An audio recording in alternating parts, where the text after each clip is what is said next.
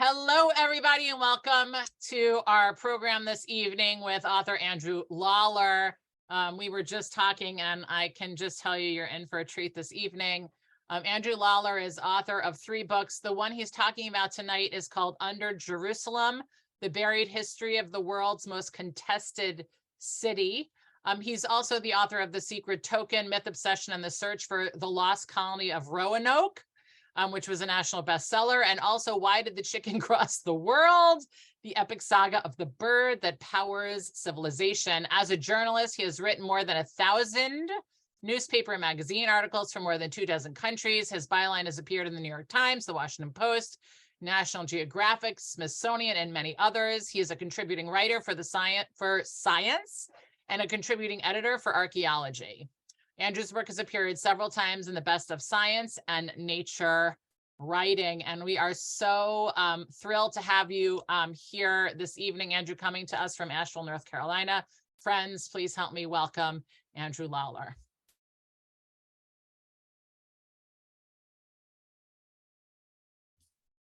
Thank you so much, Rabbi, and hello to everybody out there. I'll wave at you.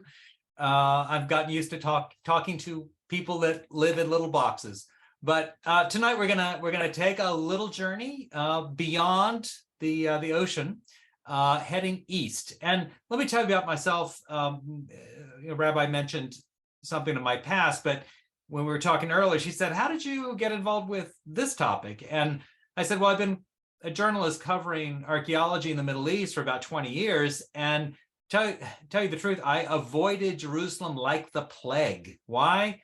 Well, because I was writing about ancient times, and Jerusalem, I knew, was so mixed up with the politics and religious issues of today that it just seemed like a nightmare. And then one day I was in Israel for an archaeology conference, and an archaeology friend, Israel Finkelstein, some of you may have heard of him, took me on a tour in Jerusalem. And he said, "I've got something to show you." And he took me underground. We spent the entire day, I never even got lunch, and just met dozens and dozens of archaeologists and saw what was going on. And I was fascinated. And I ended up doing a story for National Geographic about what I had discovered, what I'd seen. And then I realized there's a bigger story. And the bigger story is, how did it get started? Who started digging in Jerusalem? Why? Why did they dig? How did that all come into being? So I couldn't find a book on it, as I mentioned to the rabbi. So I decided I had to do it myself. So that's what you're going to see this evening, plus some really fantastic images taken by my National Geographic colleague, a photographer named Simon Norfolk, who's in the UK. We spent quite a long time wandering through Jerusalem, both above and below, and he's kindly allowed me to use some of his unpublished photos tonight. So I'll show a little PowerPoint, and we will get started here. And you should be able to see. All right, great. Whoops. Hold on, I have to go back. Okay, great. Everybody can see? Yep, great. All right, so here's an image that was taken by Simon underneath the area around the Via Dolorosa. But for those of you who've not been to Jerusalem, although I imagine a good percentage of you have visited the Holy City, let's just do a little geography. So obviously Jerusalem is in the Middle East, in Israel, and we're going to go in from a satellite. The satellite image will hone us in, so you really get a sense of the geography. There's the Nile on your left, Mesopotamia on the right, today's Iraq. We're moving down, you can see the Dead Sea coming up, and then those rugged Judean hills, and boom, smack down on the old city of Jerusalem. Now, of course, that rectangle you see is the Temple Mount, which is known to Muslims as the Haram al-Sharif, or Noble Sanctuary, and that's the Dome of the Rock, that golden dome you see there. So a question that's worth asking, and I know that all of you probably know lots about Jerusalem, but it is worth remembering that this is a city that is incredibly important. It's not that large of a city, but it is an important city in human history. Of course, you've got the Western Wall, formerly known as the Wailing Wall, at the bottom left. That is, of course, sacred to Jews. You've got the Dome of the Rock that I showed you earlier from above to the right there. That is just, a matter of a few hundred, maybe 300 yards away, actually probably more like 300 feet away from the Wailing Wall that is located in the center of the platform. Now, what you may not know is that this is the third most sacred place for Muslims. Why? Well, because the story is that Muhammad took a spiritual journey into the heavens from the rock underneath the Dome of the Rock. And there he met the prophets, including Jewish as well as Jesus, and came back down with the rules of how Muslims should pray. So it's a very important site for Muslims today. And then, of course, at the top is a fantastic photograph taken by Simon at Easter, on Easter Sunday, looking down on the traditional tomb of Jesus on the day of that Christians believe he was resurrected. So all of these three places are within a short walk, as many of you know, because you've been there. And you got to keep in mind, though, that they're more than just these three sacred places. There are literally hundreds of places within the Old City that are considered sacred, not just by Jews or by Muslims or by Christians, but by a combination of all three. So it's a very complicated place, but it's also very small. In fact, look to the right, that's an image of the Old City. You could literally take the Old City and drop it into the reservoir in Central Park. I don't recommend it, but the point is that this is a very, very small space in which all of this is happening and has been happening for 5,000 years. Now, in fact, the rabbi's husband is a geologist, I just learned. And so I want to mention a little geology because it's important to understand why Jerusalem is different from other cities. It's not just the religious innovations that have happened there. It's also that it's built on limestone. So as a result, you have this underground that is pocked with natural caves and fissures and water running underneath. And that has shaped the geology of the area, also because the stone that is actually produced from beneath the city is what the city's made out of. So the stone you see in Jerusalem today, a lot of it came from, for example, this enormous underground cavern, which is actually a man-made quarry called Solomon's Quarries or Hezekiah's Cave that is directly underneath the old city itself. You also have a spring that is really the source of Jerusalem's, it's the origin of Jerusalem. There was water here because it flowed through this limestone and it popped out on the side of the hill. Now, the other thing to remember is that because there's very little timber in Jerusalem, for those of you who've been there, you know it can be a very dry and dusty place. As a result, builders had to really be innovative. And so they used arches in order to build their homes. And this goes back thousands of years, long predating the Romans. So you have arch upon arch upon arch. And over time, an arched home would become perhaps a cellar. And then after a few decades or a century or two, it became a trash pit, or it became a place that you stored water. And then eventually it got filled up and covered over. So you have these layers in Jerusalem that make it quite unique in the Middle East. And just to give you an idea of the kind of the craziness that I encountered in Jerusalem, of course, I lived in the city off and on for 2-3 years reporting on this book. And I had to go to the grocery store. So I was living in the Christian quarter, and I went to a shop that was owned by a Muslim. And one day he said to me, "Who are you? You're not a tourist. What are you doing here?" Kind of suspicious. And so I explained, and he laughed. And he walked to the potato chip aisle, lifted up a hatch, and then went down it. So, of course, I put my groceries down and I followed. And what was underneath was astonishing, because beneath this little shop was this vast arched space that extended so far that my iPhone light could not reach the end of it. And it turned out that what this space was a Crusader hall built probably in the 13th century that over time had been filled in with trash and forgotten. But then the neighbors, who happened to be Coptic monks or Egyptian Christian monks who lived next door in the Holy Sepulchre, secretly began to dig it out. And the Israeli Antiquities Authority actually helped them because they were curious what was underneath. But when the Muslim shopkeeper opened the hatch one day and saw a bunch of Egyptian monks partying in his basement, he got quite upset. And there was a bit of violence, as there often is in Jerusalem, and then a legal case that lasted for 20 years. And this became, one of the, I think one of the most fun chapters in my book, that shows you that even going to the grocery store, what's underneath you is probably an incredible story that hasn't been told. All right, now I'm going to do just a very brief rundown of Jerusalem's history. Now, I'm doing this not because the book is not a history of Jerusalem. There are other books that are very detailed on this. Mine is not, but it's good to have a little background to kind of have a sense of the context that in which the digging would later take place. So first of all, it's easy to think of Jerusalem as having three main eras.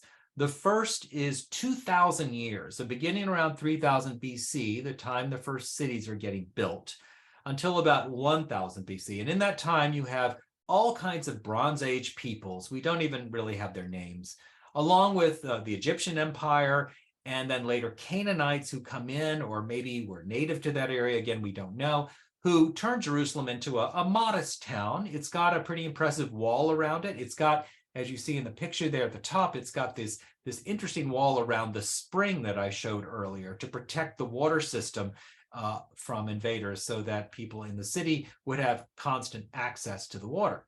Now, things began to change, or change quite suddenly, actually, and radically around 1000 BC, when this people called the Israelites, about whom we know very, very little archaeologically. We don't have an archaeological trail. There's no evidence, for example, of the Exodus or people being in Egypt or in the Sinai. Not to say that isn't what happened, but the point is that all we really know from archaeology is that these people arrived and they conquered the city and they turned it into their capital.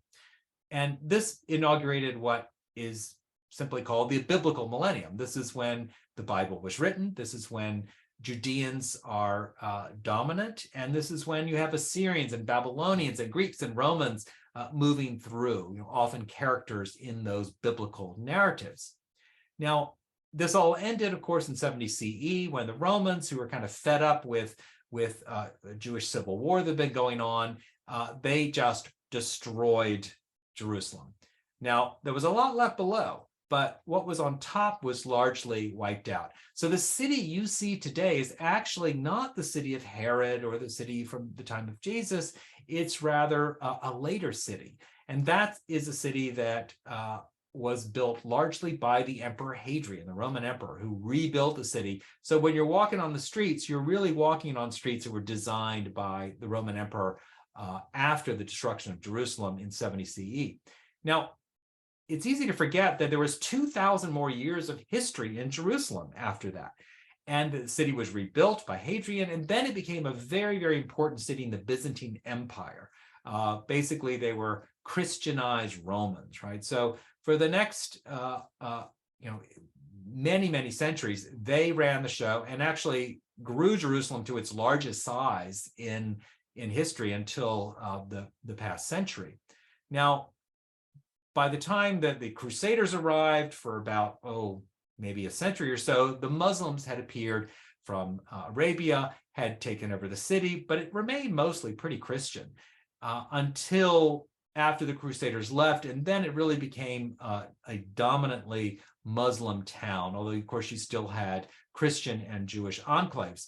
Now, the Ottomans, who were a Turkic-speaking Muslim people from Central Asia, swept through around the time of the European Renaissance, and they captured Jerusalem along with Constantinople, the head of the capital of the Byzantine Empire. And for the next 500 years, the Ottomans, ruling from the city they called Istanbul, controlled Jerusalem.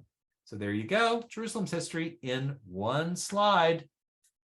All right, now, kind of the main event here. What I was interested in, as I mentioned earlier, was how did people begin to dig? Why did they dig? Who did it? Who was digging? And I discovered that it all began back in the 1860s while we were busy fighting our Civil War. There was a French senator who was good friends with the emperor, Napoleon III, who was the nephew of the more famous Napoleon. And remember, France at that time was one of the largest empires in the world. And the Ottoman Empire, again, controlling Jerusalem, wanted to be good friends with the French. They wanted money, they wanted technology, so they wanted to be on the good side of the French emperor. So when the French emperor went to the Sultan in Istanbul and said, "Hey, I've got a friend who wants to dig in Jerusalem," the Sultan said, "Sure, I'll give you a permit." This is the first permit, the first legal excavation in Jerusalem. And what de Zalzi, was his name, found was astonishing. Digging at the tomb of the kings, which is located just outside of the old city, he found the sarcophagus that you see there pictured below. And in that sarcophagus were the bones of a woman. A woman, we could tell because she was wearing a kind of gold dress. There were some remains of the gold thread. And he announced publicly that, "Eureka, I have discovered an ancient Judean queen, probably the wife of Hezekiah." Now, he shipped this off to the Louvre, the bones and the sarcophagus, as one did back then, and it became a sensation. If any of you remember the 1970s King Tut exhibit, this was like that times 10. And people were floored because for the first time, you could go to a museum and see the remains of biblical history. You could see something from the Bible. Now, of course, it turned out this skeleton and the sarcophagus had nothing to do with ancient Judea. It was actually a much later sarcophagus. I actually have a story about who might be in it in Biblical Archaeology Review from last year. But the point is that de Zalzi became very famous as a result of this find, but the Jewish community was infuriated. Why? Because they were desecrating a Jewish tomb. And so there were protests and demonstrations in Jerusalem, and it really left a bad taste in the mouth of Jews who lived there because they felt like these Christians were busy, looking for treasure and digging up Jewish heritage. But the British at that point, who were the other major world empire, are not about to allow the French to get to Jerusalem and take all the good stuff, right? So they set up the Palestine Exploration Society to counter this French effort to find biblical remains. And one of the senior people who was involved was a man named Charles Warren, who you see here. And he did an amazing job and you can see this little video I had that was taken a few months ago in Jerusalem of one of the tunnels that he excavated. And actually, it was not excavated, it was filled with sewage. So he had to actually create a boat and move through it. And I have a chapter describing his really fantastic adventures underneath Jerusalem. He was able to go places that people have not been to since. He just had a way of getting places. But in mapping this complicated underground terrain of Jerusalem with its arches and its tunnels and its waterways and what have you, he often had to use explosives in order to work his way through a passage. But remember, he was setting off explosives within a few feet or a few yards of Islam's third holiest site. And this did not endear him to the Arabs, to the Muslims in Jerusalem, who, like the Jews with the French, were upset at this idea of these Christians showing up and wreaking havoc on what they believed were their holy sites. So the Muslims were really upset with Warren, but more importantly, they were upset with the Ottomans because the Ottomans had given him permission. So they didn't really blame Warren. They blamed the Ottomans. They blamed these people who ran Jerusalem, but clearly were more interested in kowtowing to the Westerners than they were to protecting holy sites, whether they were Jewish or Muslim. And that had big implications. And as time went on and tourists, particularly Western tourists, began to go to Jerusalem, particularly Americans, people would say, well, where's the city of David? It's in the Bible. It's mentioned, that this is where King David and King Solomon had their palaces. It was obviously a large and spectacular place if you went by the biblical text. And Europeans believe that if you look at the bottom right there, there's an example of how people imagined Solomon's tomb would look like. So of course there had to be massive remains of all of this stuff, but where was it? And nobody could find it. And finally in the 1890s, a group of British explorers managed to dig around the edges of the old city. And in this little, if you look on the map, I don't know if you can see my cursor, but if you look below the Temple Mount here, that pink area, that little tongue of land that comes down, that's where the spring I mentioned is located. And when they dug in this area, they didn't find any buildings, but what they did find was more important. They found pottery that they could actually date to before the Greeks. So they knew that this was the old city. So if you're looking for the old Jerusalem that predates the old city, which again is from a later period, then you wanted to look in that area. But it still remained a little mysterious, and we'll get back to that soon. But the big impact of their dig was that they now knew where the old city was, the city of David, and that brought the treasure hunters out of the woodwork. And it certainly has to be the world's weirdest excavation effort. This British aristocrat named Montague Parker, who had way too much time and money on his hands, he pulled together this bizarre team that included a cricket star, a Finnish poet, and, oh God, who else? Let's see, a Swiss psychic to find the temple treasures. And they managed to milk lots and lots of American and British investors of lots of money so they could go and spend 2 years digging in Jerusalem to find the Ark of the Covenant and the other treasures that are mentioned in the Bible that had vanished at the time of the Babylonian destruction.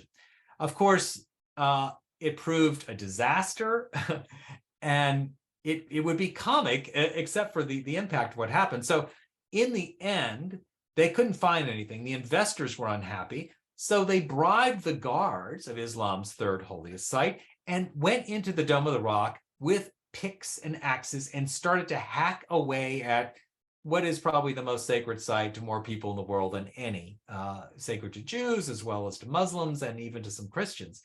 And this caused an uproar when they were, of course, discovered doing this. And I won't give the story away, but let's say they barely got away with their lives. They were lucky not to be hacked to death by angry mobs. And more importantly, this was a moment when Palestinians, meaning people living in Palestine at the time, as it was called, the Muslims in particular realized that they could not depend on the Ottomans to protect their holy site that was there in their neighborhood. It was up to them. So in some ways, you could see this as the seed of Palestinian Muslim nationalism. And this is long before there was even a real thought of creating a state of Israel in that spot.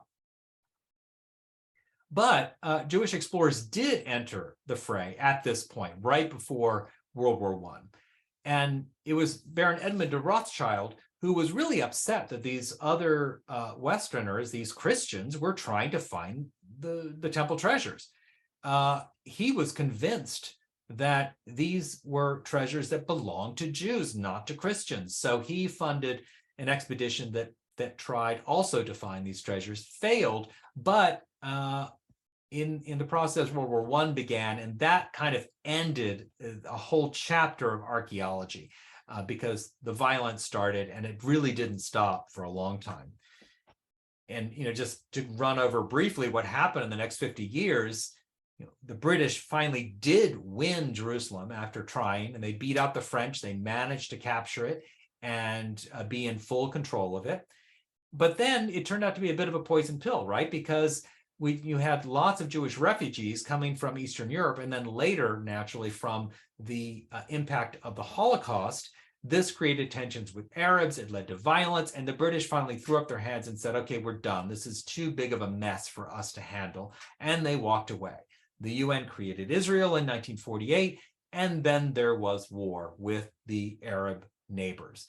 In the end, Jerusalem was divided by Israel and Jordan, with kind of the old part, that is the old city, falling under Jordanian or Arab control, and West Jerusalem remaining under Israeli control. So for a long time, archaeology in Jerusalem simply was not possible because it was a war zone. But that all changed in 1967, because when the old city fell to Israelis, it changed everything. For the first time, Jewish archaeologists could work there in the old city extensively. And boy, did they dig. Some of the largest digs in the 20th century took place in the old city in that period. And what they found was really, really interesting because, archaeology is it's a fun topic for me because there are often surprises that can shock people and things that you thought were true but turned out not to be true. In the case of these two digs I'll mention, Benjamin Mazar on the left, he was one of the most distinguished Israeli scholars, president of Hebrew University. He began to dig on the southwest side of the Temple Mount and discovered, not terribly surprisingly, lots of evidence from the period when Herod renovated the temple starting in the 1st century BCE. And he discovered, for example, this fantastic overpass, probably the largest pedestrian overpass in the ancient world that led up to the Temple Mount that pilgrims could walk up, as well as numerous other important buildings that had embellished the site during the time of Herod and after. So remember, this is 67, 68, 69. This is a time when Israel is trying to convince the world that this belongs to Israel, that it's not occupied territory, which was a very hot and very contested subject at that point, still is. And these archaeological finds then were used by the Israeli state to say, see, this proves that we were here, we built great stuff, and Jerusalem is ours. But then the other piece of the story is what happened on the south side of the Temple Mount. This is something people don't generally know about. I spent a lot of time with Meir Ben Dov, the guy in the blue shirt. He was very young back then, and he dug on that south side. And what he discovered was fascinating because most scholars believed that when the Muslims arrived in the 7th century, they built the Dome of the Rock, you can see there, and Al-Aqsa Mosque, you can see to the right. But the thinking was they didn't really consider it very important politically. They built these buildings and moved on. Well, Ben Dov discovered a half dozen massive palaces, the likes of which had never been found in Jerusalem before. These were large, large structures that rose up almost to the top of the walls of the Temple Mount. And these palaces, it turns out, were built by early Muslim rulers. And this was big news. It was such big news that when he went to a colleague, and his distinguished Israeli archaeologist, and I go into detail about the scene in the book, he told the guy what he'd found. And his colleague said, do you have a bulldozer? Ben Dov said, yeah, why? He said, bulldoze it. We don't want anybody to know that the Muslims built palaces next to the Temple Mount. This is political dynamite. Now, Ben Dov, being a good archaeologist, did no such thing. In fact, went to the radio station and broadcast the news that night to be sure that nobody messed with the site. But the point is that archaeology can be used to push your political or religious point of view, but sometimes that can backfire. Now, I imagine a lot of y'all have been in the Western Wall tunnel. I just want to say briefly something about it. What you may not know, and here's an image, a little video that was taken a little while ago showing some of these massive stones at the foundation of the Western Wall. So you've got the plaza that I'm sure many of you have been to, but then that tunnel moves along the base of the Western Wall. It was built as a secret project by rabbis with very little scientific input. And there's a lot, we can't even judge how much data was lost when this was dug out. It was dug out to provide Jews with a prayer space. And then it became also something of a tourist attraction. And when people began to move through it, they had to double back and come, it's a very narrow tunnel, as many of you probably know. So there was a push to open a door at the far end of the Western Wall, which is about the length of the Empire State Building. We're talking about a long space. And when they did, the trouble was that this tunnel and the door were located in the very heart of the Muslim quarter. And Muslims were very upset, as people had been previously, by digging underneath their homes because it was causing damage. So as it happened when Charles Warren was using explosives and digging tunnels, the people who lived above in the 20th century didn't like the fact that their homes were under threat. So when this door was opened, there was mayhem. In 1996, they opened the door, and they opened this one small door in the tunnel to let people walk through, and it created a nightmare. In fact, this was a decision made by a young prime minister named Benjamin Netanyahu against the wishes of the intelligence services who predicted that this is exactly what would happen.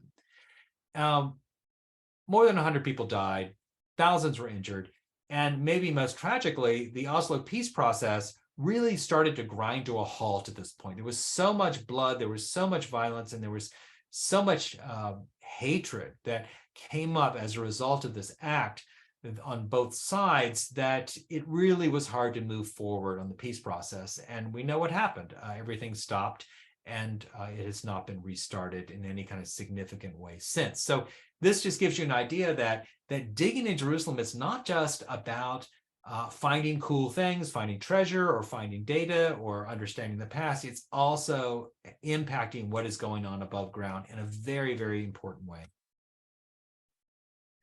And in that regard, I want to mention temple denial, because I'm always asked about that while the Muslims denied that there was a temple on the Temple Mount. And it's true that Palestinian leader Yasser Arafat said there's no physical evidence of Jewish temples on the Temple Mount. This infuriated President Clinton and others. But, actually, Arafat was correct. There actually is no archaeological evidence for a temple, whether built by Solomon or built by Herod or anybody in between. And I say that, and there's usually an intake of breath if I'm in an in-person audience. So Arafat was actually correct. And this is something that Israeli scholars and everybody who studies this matter agrees.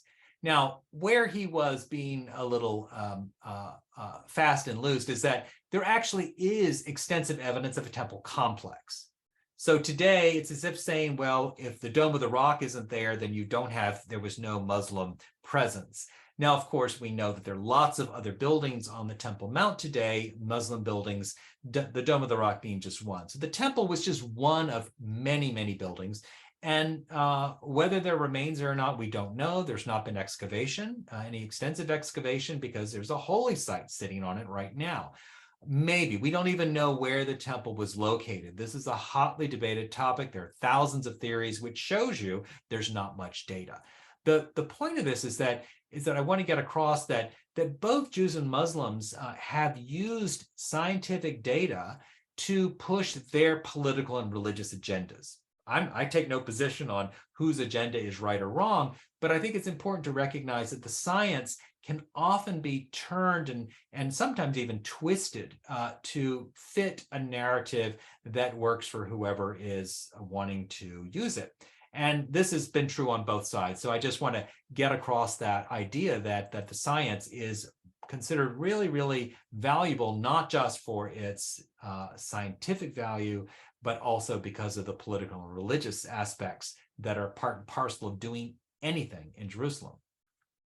Also, I wanted to mention that the Palestinians tend to get the short end of the stick because they cannot dig in Jerusalem. It's illegal for them to do so. All dig permits are issued by the Israeli Antiquities Authority, and they do not issue them to Palestinians. So that's something that makes it more difficult for them to offer kind of counter arguments. Now, remember I mentioned the city of David? Back in the 1890s, they found some pottery. Well, by the early 2000s, this was driving archaeologists crazy because 100 years had passed and no one had any evidence of King David or King Solomon or the big, beautiful city at the center of an empire, the center of the United Kingdom that was described in the Bible. So Eilat Mazar, who was the granddaughter, actually, of the man who had dug near the Temple Mount back in the 60s and 70s, she decided to take this on. And when she dug there in what is now the City of David National Park, she discovered this building. You'll see it outlined in blue. And based on her dating and interpretation of the pottery, she said this definitely, well, she didn't say definitely. She said, this seems to be the palace built by King David. Now, this was an international sensation. I mean, nobody had found anything, remember, in Jerusalem associated with David or Solomon. There was like a black hole between the time the Israelites apparently arrived and the time that Jerusalem became a kind of a larger Judean city. There was a couple centuries of just not much. There's some pottery, disputed buildings, but probably not from that era. So this was a hot topic, and it became a very big media sensation. People like me were writing stories about it. But once her colleagues looked at the data, and I mean her Israeli colleagues, they basically disagree. They say, we don't agree. And this is a very honest argument that one has in science about whether or not a certain stone or rock or foundation dates from a certain time. It's very hard to know in Jerusalem. To get between 1 and 2 centuries, radiocarbon dating is limited and the value it gives you. So a lot of it is interpretation. And most archaeologists today don't agree with her interpretation. And most importantly, I think now there's a general consensus that Jerusalem at the time of King David and Solomon, assuming they existed, we don't have evidence outside of the Bible besides a couple of inscriptions we found in Jordan, one in Israel, was probably a pretty small walled town that was run by tribal chiefs. So why do we have these stories? Well, naturally, if biblical writers were writing 4 or 5 or 6 centuries later, they looked back with at this time with kind of a golden hue, golden aura around it, much like we might think of our founding fathers. So I think it's important to remember that the stories are great, but the science really shows a very different picture that I think is important for us to keep in mind. And I'll wrap up shortly so we can get to some questions, but this is one of the biggest, it's the largest, most ambitious and expensive archaeological project on Earth, period. It's also the most controversial because beneath the city of David, which is also that area, that little tongue of land I showed you south of Temple Mount, it's also called Silwan by Muslims and Christians. It is has built up over time. What lies beneath it is an ancient street that led up to the Temple Mount 2,000 years ago. And finally, a right-wing organization called Al-Ad, the City of David Foundation, they pulled together the money to dig this out, to actually dig a tunnel to expose this street that leads up to the Temple Mount. Of course, as with the Western Wall tunnel, they're doing it directly underneath a Muslim neighborhood. So again, as in the 1800s, you've got these forces at work where people are digging underneath and causing trouble above and creating political tension. So this tunnel was built, and one of the interesting things that they discovered was that Herod apparently had nothing to do with it. That the assumption was Herod had built this, but in actuality, it seems that the person who really got this thing constructed, this massive public works project, was none other than Pontius Pilate. That's right. One of the great villains of history is the person who apparently put a lot of time and effort and political capital into building an avenue that glorified the temple, that glorified Judaism. So again, archaeology gives us a more subtle picture where maybe a villain wasn't quite the villain that we imagined. And this is something that can be quite embarrassing. In fact, when I was at the opening of the tunnel, I was quite interested to see that despite their discussion of history, no mention was made of Pontius Pilate because it simply didn't fit in with the narrative that they were pushing. Just one or two last mentions. There is this fantastic dig. If you go to Jerusalem, I recommend going to the Givati dig. It's right across from the city of David, just south of the Temple Mount.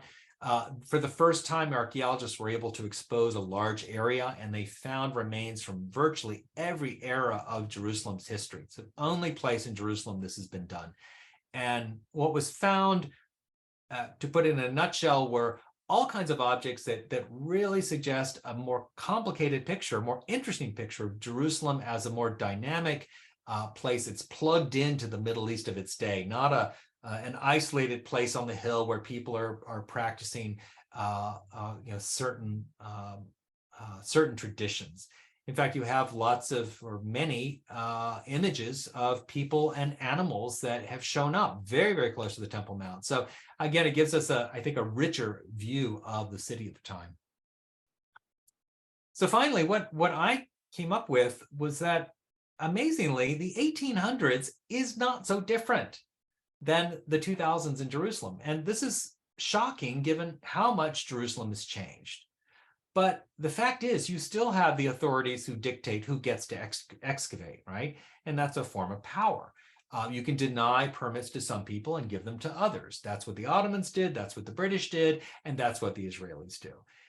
You still have outrage at tomb desecration. Today, primarily, it would be Orthodox Jews who really get upset when this happens in Jerusalem, or when they fear that tombs will be desecrated. And there have been riots and stonings and all kinds of violence between Orthodox Jews and archaeologists. So again, you have this tension between those who feel like a holy site should be left alone. Complaints of building damage from tunneling? Well, certainly we've seen that in the 1800s, and that continues on to today. When I visited the homes of Palestinians who show me the cracks that they believe are caused by the tunnel directly below. And finally, you still have patrons with religious and political agendas. The names and faces have changed, but it's still a matter of using the finds in Jerusalem to push the current agenda. And that, I think, is important to remember whenever we're reading about archaeology in the Holy City. So to sum up, and then we'll get to some questions, I was really shocked to discover that it really was the Western Christians, not the Jews or the Muslims, who sparked the fight to control Jerusalem. It all began in the 19th century. It didn't begin earlier. It really wasn't until the 19th century that Western Christians wanted to go and dig up Bible stuff. And that in turn got the attention of Jews. And I argue in my book, and I think I have the evidence, that in fact, this focus on Jerusalem is part of what helped create the state of Israel and to put it in the place where it is now and to make Jerusalem its capital. Jewish ideas about Jerusalem were quite different earlier before the 19th century, and it was only later that it became a place that people really wanted to go to. So I think this is a really fresh, different way of seeing the history of the city and explaining why it is such a mess. There's still this problem of the biblical millennium kind of absorbing all the attention and the money. I say problem because you've got 4,000 other years of Jerusalem history that tend not to be as focused on. And that's beginning to change, which is good. But still, you see in that picture there at the bottom right, a toilet was found in Jerusalem. Now, toilets were pretty common in the ancient world as they are today, and a toilet anywhere else is not going to make a headline. But because it was Jerusalem, it made the headlines. And finally, and I'm happy to hear your thoughts on this, my take on it is this. After these years I've spent in Jerusalem, I really do think that the science that is coming out of these digs, no matter how politically motivated or who's providing the funding, that in the end, the science will remain. And it offers us a much richer perspective on the Holy City than the typical more narrow narratives that the stories that the Jews and Christians and Muslims tell about their relationship to the city. When you take the Temple Mount, it's the city's acropolis. It has been there for thousands of years. Many cultures have contributed to the structures that are there. They've destroyed them, they've rebuilt them, they've renovated, they've repaired. And the result is this really magnificent site that I think we should all be proud of. And no one group can make a full claim to own something like that when you have that kind of history. And that's what archaeology can do. It can give us that bigger picture and allow us to maybe step outside of some of those boxes. And so I would just end on the note that if we can use the science in a fresh way, I think we finally could hope that one day Jerusalem could in fact become the city of peace that we all hope it one day could be. So thank you. And I'm happy to take questions. Thank you I have so a much. question. Can you, Melissa? yeah, 1 second. Andrew, could you just stop screen sharing? Great. Give me 1 second. Who is that? Sandy, was that you? Who It was wanted to me. ask a question? Who was- Howie. Oh, Howie. All right, Howie, here we go. Hi, I have a couple of questions. One, are you familiar with the offset fault, the reverse fault in the tunnel adjacent to the hotel that was caused by the movement along the transform fault? I'm sorry, can you say that again?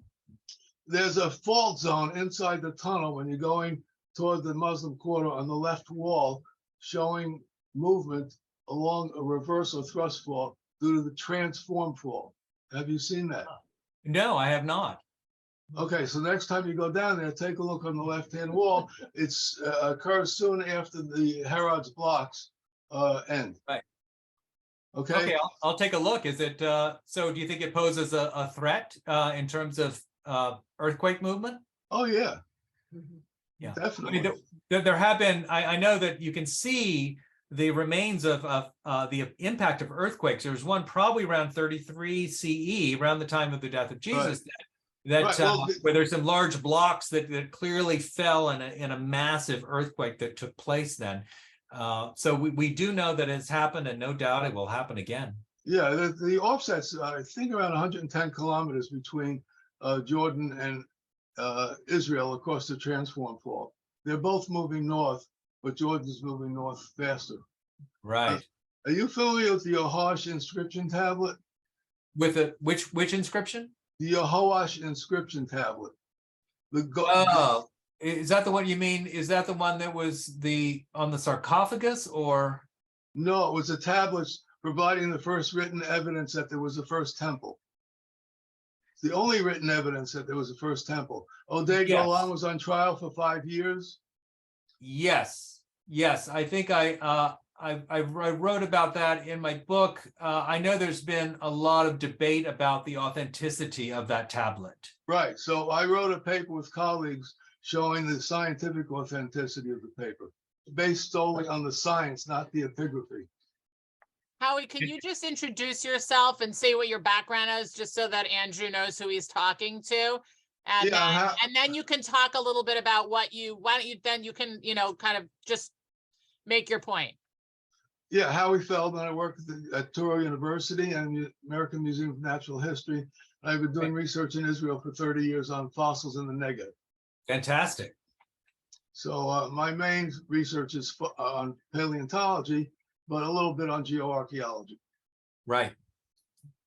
So do you want to just address, did you want to address that sarcophagus, that what you were just talking about before? Or was Well, it it's a tablet. It's not a sarcophagus. Oh, I'm sorry. I missed. Yeah. Okay. Yeah, so there was a question about whether it's real or not. And we did some scientific studies on it, showing that it was actually a real tablet. Well, I know there's also questions about if the tablet itself, the material could be old, but is the epigraphy new? And as I recall, that was one of the debates, and that's one of the challenges in determining the authenticity of a lot of these objects. Well, that's a debate, but a lot of people in the IAA say the tablet is phonied up. For example, Right. You have to look at the paper. I don't want to go into all the scientific details now. Well, if you want to, if you can go to my website and you can just send me an email, so then we can be in touch, because I'd be interested in talking to you more about this. Okay, I have a reprint, a PDF actually. Great. So andrewlawler.com, and any of you are welcome to send me an email. Okay, great, thanks. Howie, and I'll make sure to put you in touch. Howie, I've known Howie literally since I was 2 years old, friends. So for those of you who know me, Howie Feldman is my longest friend of 48 years, her dad, and has been one of my teachers for my entire life. So it's great to see you here. Okay. Was that your last question, or? Yeah, well, I have 10 more, but I'll stop now. Okay, great. And if we have time, we'll come back to you. And I am glad you're here, because I will say, from my perspective, I know what your perspective is, and from my perspective as a Jewish person, this is a hard thing, who's passionate about Jerusalem. It's very, it's a little hard. Some of it was a little hard to hear, and, and very interesting. So, because I think there was one point that you made, Andrew, that I'm not sure if I heard it correctly, but, it felt like you were saying that the archaeology, it's because of the archaeological work that's been done in Jerusalem in particular, that's really what ultimately led Jerusalem. I think you said only later after that work, that Jerusalem became a place that people wanted to go to. Yes. I'm not sure if you, because, and when I hear that as a rabbi and as a Jew, my issue with that is just that if for Jews, Jerusalem has been at the heart of all all of our sacred texts since the beginning of Jewish time. Of course. And so what the point that when I went back and looked at pilgrimage patterns and what people said and wrote about Jerusalem, going back both Jews and Christians, really what happened was after the Crusades, it became very, very difficult for Westerners, whether they're Christian or Jewish, to go to Jerusalem. And Jerusalem became an idea. It became a place you would pray to or pray about, but it became more of a concept, a city of peace, both for Christians and Jews. It became a kind of mystical kind of place.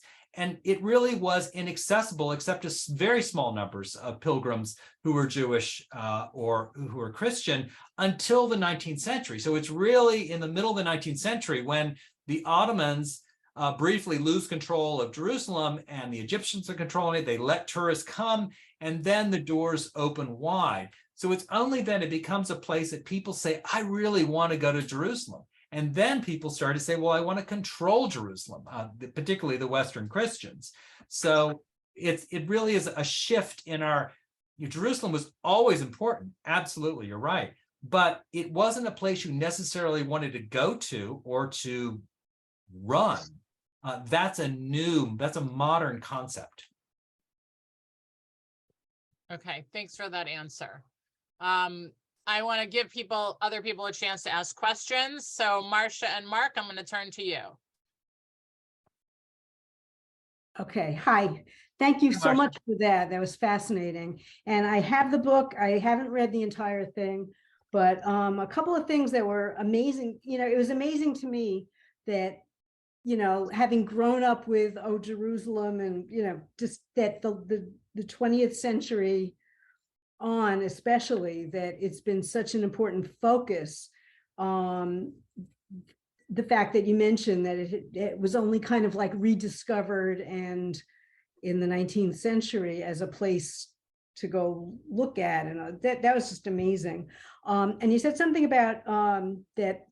Well, actually, I know that the Muslims and the Jews got along for a good long time during the Ottoman occupation, but you had mentioned that the Christians were very fractious, that they were busy trying to keep them apart because they were creating a lot of trouble. Can you talk to that a little bit? Yeah. That's a fascinating piece. I mean, everybody I'm sure has heard that the different Christian sects own different pieces of the Holy Sepulchre, right? That's where Jesus was by tradition, crucified, died, buried, and resurrected. So all, under one roof. So it's a very, very intense place when you have 7 or 8 different sects that claim parts of it. So back from the 19th century and before that, the hard job of the Ottoman governor had nothing to do with keeping the Muslims and the Jews from causing trouble. It was about keeping these Christian factions from killing each other. There was constant violence. So here you have this Muslim governor who's constantly trying to, make sure that the Catholics and the Orthodox and the Copts are, really getting along, or at least not causing bloodshed in the streets.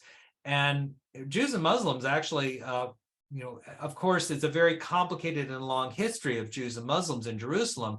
There were times when Jews were very much oppressed. And then there were times when they had a lot more freedom. But certainly the Jews always fared better under the Muslims than they did under the Christians, because we know what happened then during the Crusades.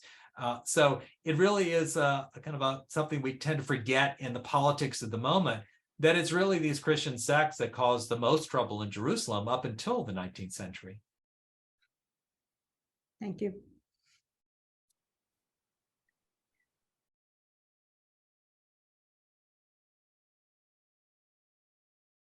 I know someone else out there has a question. You're still here. Rab, muted. Oh, okay. Go ahead. Oh, yeah. Okay. If nobody, Sorry, Mark, I didn't realize I was muted. I'm sorry, Mark, you go though. Please ask Yeah. your question.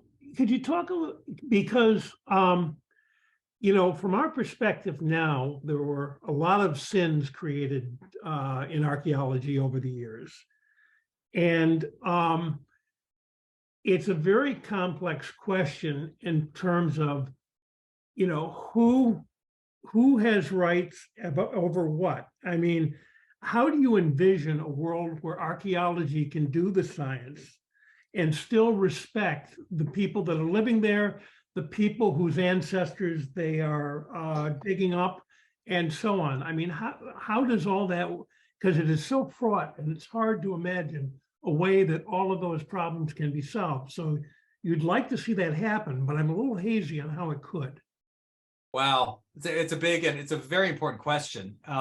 So I write about archaeology in other places than Jerusalem, and what's happening in other parts of the world is interesting. I think we should kind of look larger when we're thinking about this question. Community archaeology is becoming very big. In other words, if you're an archaeologist and you arrive in some village or a town in some other country, it's not your country, then the focus now is really finding the locals, involving them, getting them involved in digging, paying them to dig. I mean, this has gone on, but now it's happening in a more organized fashion where the local people are given more respect. It's like, this is their land, this is their heritage as well, or maybe their heritage more than the archaeologist's heritage. So I think this is a really great movement because it really helps these sites, because archaeologists go away. And to protect a site from being looted, a site that might have all kinds of treasure that people want to buy and put in their curio cabinets and thereby lose that scientific data, if you have local people who are invested in protecting a site, then it's a great thing because they see it as something that they steward, they want to take care of. So can that happen in Jerusalem? Oh, I wish it could. I mean, I made some rather naive suggestions that maybe we can get a National Geographic grant for a Palestinian and Israeli team who could dig under this one particular Muslim shop, a Muslim cafe, actually, that I was shown that had an amazing, not just Crusader, but Roman area underneath. And everybody just looked at me like I was so naive, and the Americans showing up with a solution, right? And the problem is that Palestinians would be scared of working with Israelis because it could be dangerous for them back in their home communities. And Israelis have no interest in working with Palestinians. Why should they? They control it. They claim the land. They claim it as part of Israel, not as occupied territory. So they don't want to take the step of giving any kind of power or control to Palestinians. So I think it's a really hard place. Now, that said, the irony of all this is that most of those digs that I've showed you, they were Palestinian Muslim, they're Muslim Arabs who were doing the work. The Kotel, the Western Wall Tunnel and City of David, and not so much City of David, but definitely the Western Wall Tunnel, all the workers there are West Bank Palestinians, because it's harder to find Jewish Israelis who want to do that hard labor. So the irony is that actually there is cooperation going on, but it's not of the sort that I think will create more peace and harmony. Sandy? Could you explain the limitations of, I'll say, carbon dating, stone and wood, and pottery? Right. So traditionally, well, let's say starting in the 19th century, actually, Jerusalem was one of the first places where archaeologists realized that pottery, which people used to throw away, it's people's broken dishes, right? So what value could it have? And then an Egyptologist taught a few people who worked in Jerusalem to use pottery to determine the age of it. So you can say this piece of pottery, oh, this is the style they used back at this time. Oh, and they used this style 10 years before, and you can create a sequence. So that really was about the only way to date things until the 1950s when radiocarbon dating came into use. And radiocarbon dating is great if you have organic material. That is, if you've got, soot, or you've got a bone, or you've got a piece of plant, you can take that and you can actually get it down to maybe 100 to 200 years. So you can tell if something is from the between the 7th and the 9th century, say. But if you want to use radiocarbon to say 50 years to determine if something was built in 100 or 50 years or 100 years, it's much more difficult. Now, we do have new scientific methods. There's one that's very cool where they can examine a piece of sand to tell when the last time light hit it. Isn't that cool? And so you can tell when something got buried. And that's good, except again, it only gets within 1 to 200 years. So the problem is that most of the really hot questions in Jerusalem have to do with, did the Israelites arrive in 1000 BC, or did they arrive in 950 or 900? So radiocarbon doesn't give you quite the detail that you need, but I bet in another 5-10 years, there will be new methods that will allow us to do that. And then that will open up a whole new way of understanding the city's history. But we just have to be patient. Joe and Arlene, you're unmuted. Did you have a question? Yes, we live in a unique community that we actually in a townhome. And when we were going to the closing, I looked at the documents and I read them, and we don't have mineral rights. Anything under the property doesn't belong to us. It belongs to the original developer. Yeah. So that young man that has that shop, whose property is the building, and how deep does it go? I know in New York, in the city, there are air rights. Yeah. That you can have. It goes on. I don't know how high up it goes, but you should own what's underneath your property, and you should be able to do what he wants. It seems like it's a simple question, but there is no simple answer. Why? Because the Ottomans had one view. The Ottoman view was that you own your land, and the Sultan doesn't ultimately own your land. It's yours. So, it's your castle. But the British view was that the king owns everything, right? And that you can have your own castle, but ultimately it belongs to the king if the king wants it. And so then the Israelis came in, and as far as I could tell, and I talked to a lot of lawyers to try and get a good answer to your question, there is no good answer because the Israelis don't really want to they don't want to go with the Ottoman way, but they aren't comfortable going with the British way. And as a result, no one really knows. Obviously, Israel has a lot of reason to argue that that the state owns the land underneath a house, because otherwise Muslims could claim the Western Wall Tunnel because it's right below their house and it's not a very far distance. So this is a very contentious issue in the legal world, and there is no clear answer because the Israelis have not really set a clear precedent to say who owns what. Basically, it's the Israeli Antiquities Authority will just dig underground and assume that they can do that. And nobody has been able to challenge them successfully in court. But of course, that means mostly Palestinians who generally don't have the kind of deep pockets and knowledge of the Israeli system to be able to put up a big fight, which was also the case in the 19th century when you had Arabs who complained about the British But again, they couldn't really get very far in the British court system. So it's really a matter of, who's got the power. Howie, I'm going to save you for last. Leslie and Arnie, I see that your hands are up, but can you just unmute yourself? You're muted. Okay, we unmuted. Okay, Okay, I had a question about, can you hear me now? yeah. I can. Oh, okay. We had a question. Do they use a lot of DNA in this? I know that, not for rocks, but for other things, or what's in it. Oh yeah, that's a fascinating topic. In Jerusalem, it's a little problematic because of the religious sensitivities, particularly when it comes to Jewish remains. The Israeli archaeology, the Israeli archaeologists usually cannot get permission to touch a burial. It's just too controversial among Orthodox Jews.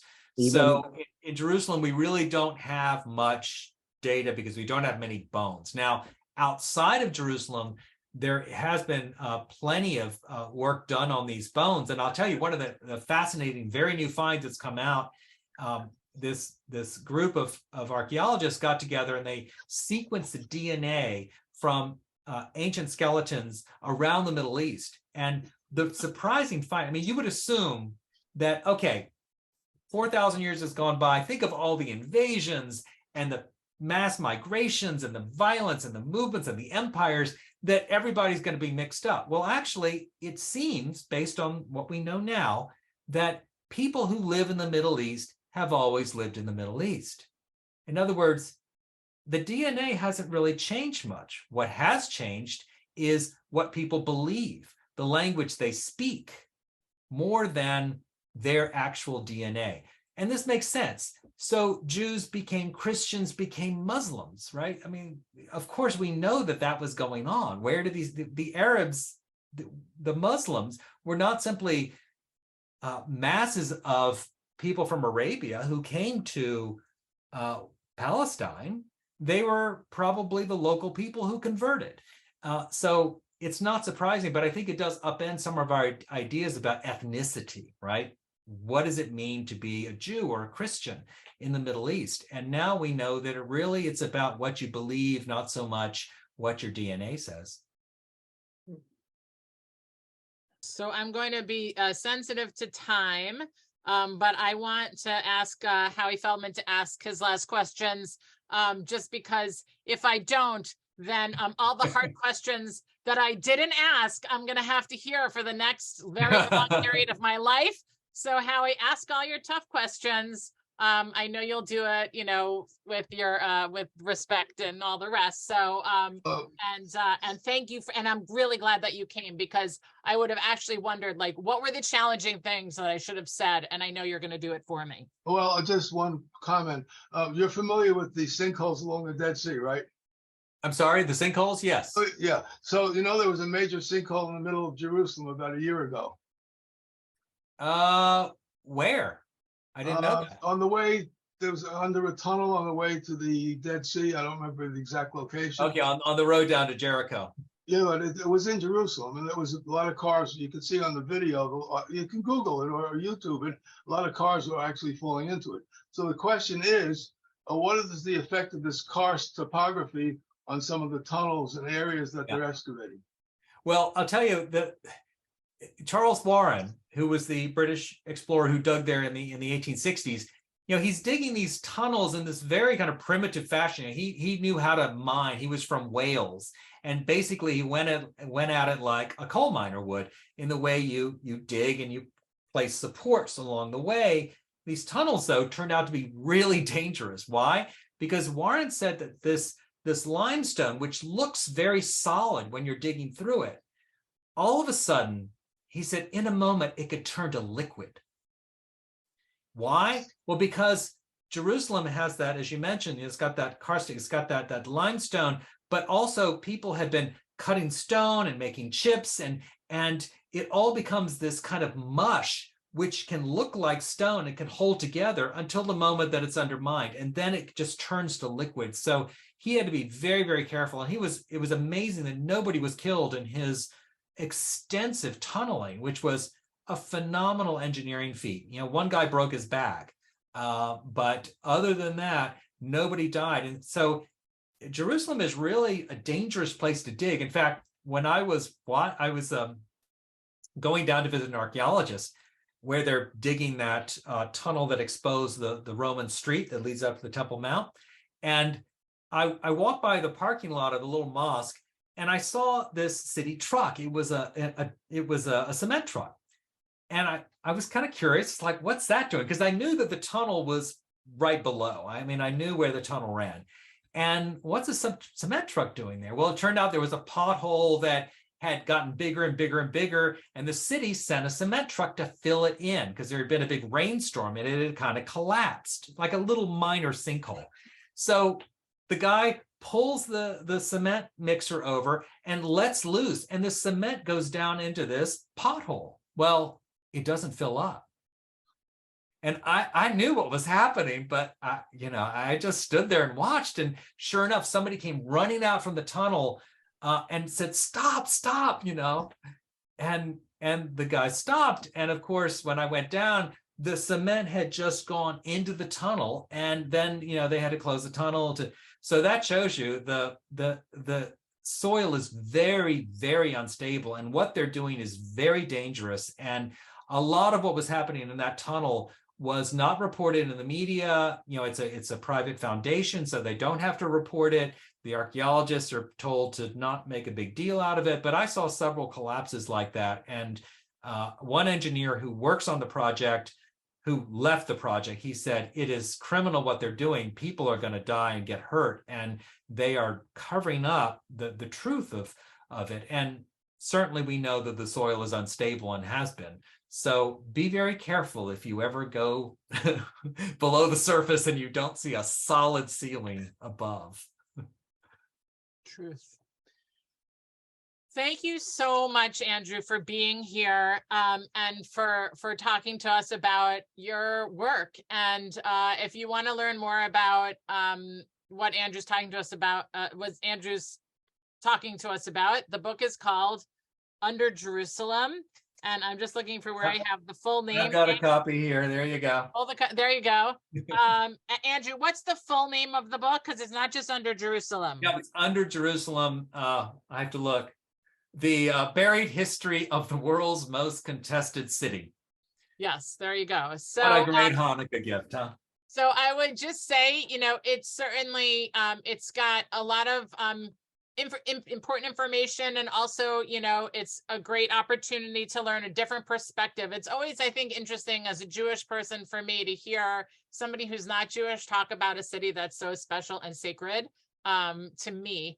And it's a different way of seeing it. And I think it helps kind of make more meaning for me, actually, and kind of challenges me in an important way. I would just remind people, I will be sending, if you'd like to share this lecture with a friend, I will be sending out the lecture in an email to you, also with a link to buy the book.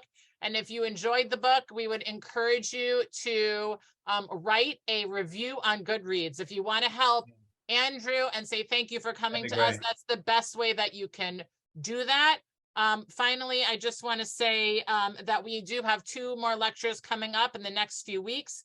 A week from tonight, we have author Wayna Dai Randell, who wrote The Last Rose of Shanghai. She's coming at 8 o'clock next Wednesday. And then on January 11th, we have Nomi Stolzenberg and David Myers, who are authors of American Shtetl, The Making of Kiryas Yoel, a Hasidic village in upstate New York. Some people call that the Promised Land. So another perspective on what it means to be in a holy place. That being said, thank you again for a very interesting talk.